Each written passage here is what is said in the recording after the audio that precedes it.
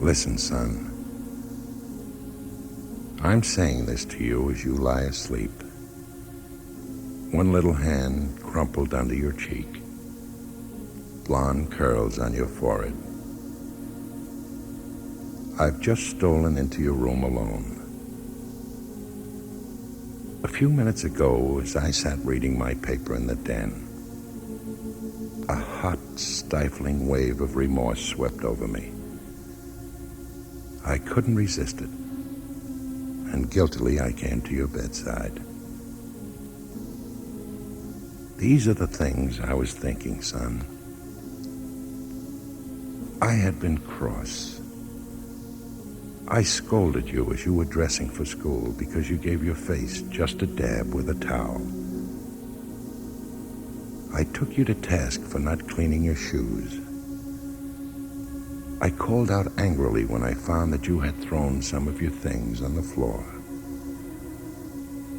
And at breakfast, too, I found fault. You spilled things. You put your elbows on the table. You spread butter too thick on your bread. As you started off to play and I made for my car, you turned and waved your little hand and called, "Goodbye, Daddy." And I frowned and said in reply, "Straighten your shoulders." And then it began all over again in the late afternoon. As I came up the hill, I spied you down on your knees playing marbles. There were holes in your stockings.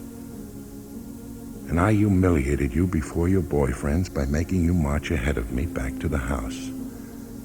Stockings are expensive, and if you had to buy them, you'd be more careful. Imagine that, son, from a father. Such stupid logic.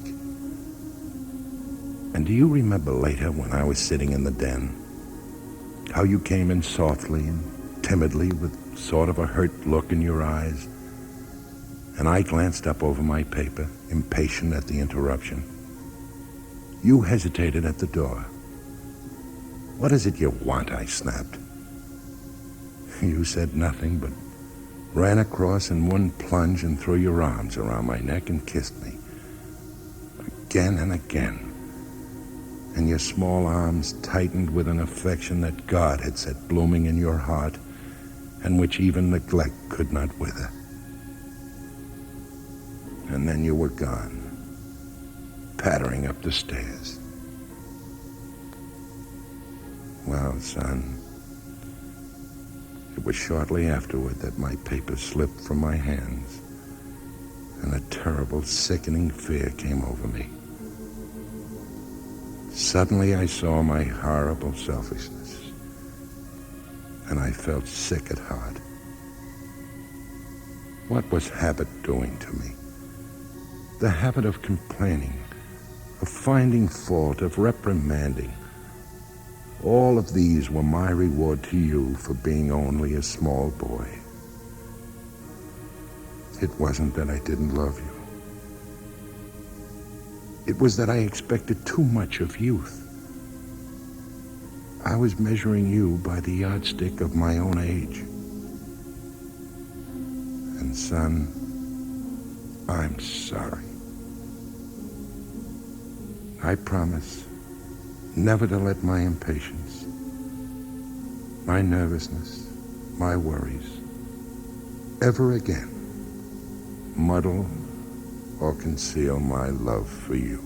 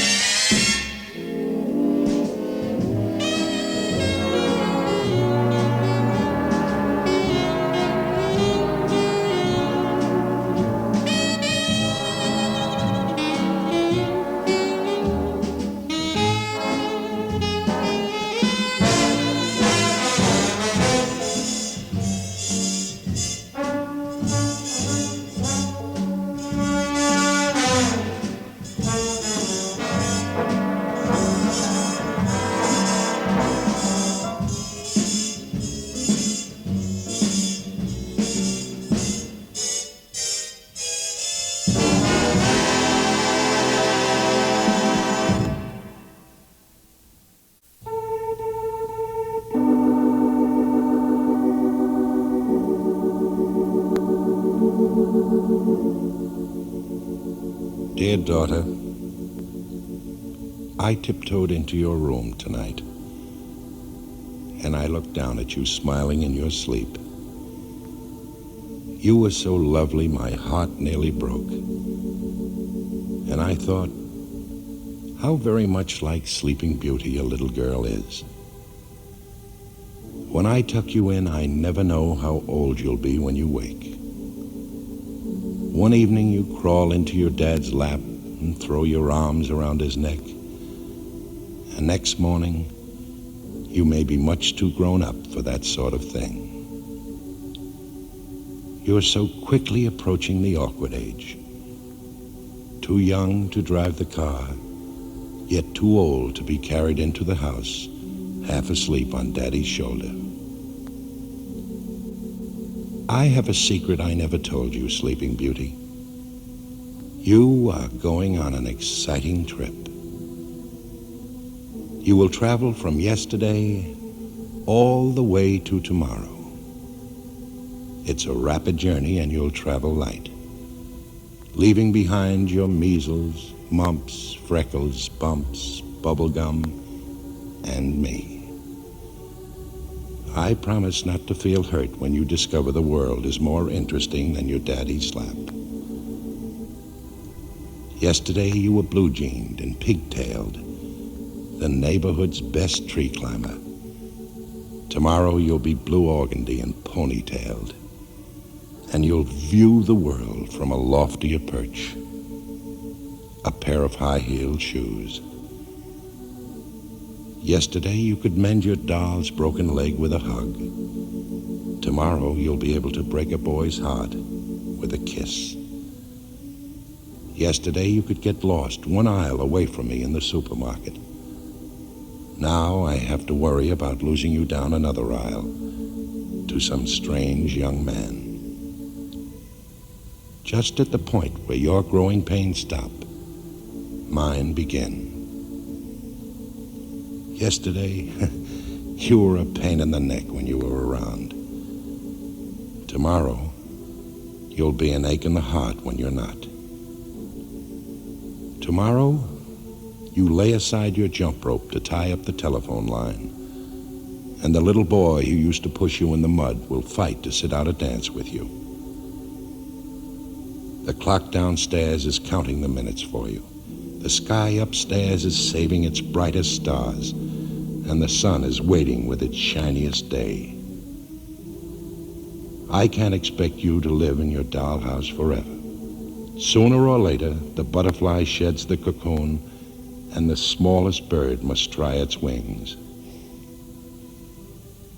When you grow up and out of my arms, when you finally get too big for my shirts, I'll still recall how you used to scatter dust and dolls through every room in the house. But you spread sunshine, too. The dust is settled, your mom picked up the dolls, but the sunshine will always fill the corners of our hearts. So, here I am, talking in your sleep. Because if you saw this look on my face, you'd laugh. And if I spoke with this lump in my throat, I'd cry. Yes, daughter, when I looked at you tonight, you were Sleeping Beauty. And so I tiptoed over and kissed you. You didn't wake up. I knew you wouldn't. According to the legend, only the handsome young prince can open your eyes. And I'm just the father of the future bride. Slumber on, my lovely. Tomorrow when you wake, you'll be a young lady, and you won't even realize you've changed courses in the middle of a dream. But you might notice a change in me. I'll look different somehow, a little sadder, a little wiser, but a lot richer. Tonight, I kissed a princess, and I feel like a king.